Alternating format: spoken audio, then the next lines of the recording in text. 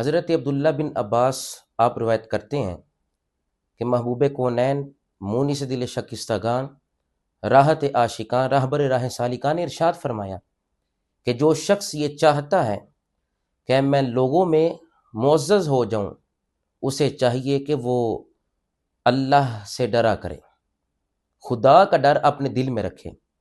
اور آقا علیہ السلام نے فرمایا جو بندہ یہ چاہتا ہے کہ میں لوگوں میں قوی، طاقتور، مضبوط ہو جاؤں، اسے چاہیے کہ وہ خدا کی ذات پر بھروسہ کیا کرے۔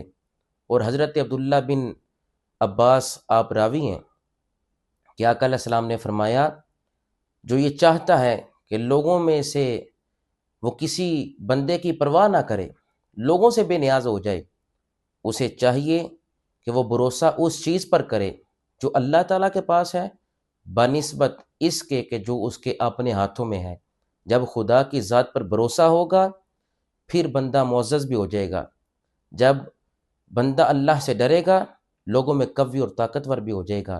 اور جب ان چیزوں پر بھروسہ ہو جائے گا کہ خدا خود ہی عطا فرما دے گا، وہ بہتر جانتا ہے کس کو کب، کس وقت اور کتنا عطا فرمانا ہے، تو پھر بندہ لوگوں سے بے نیاز ہو جائے گا۔ اللہ رب العزت ہمیں توکل علی اللہ کی توفیق عطا فرمائے۔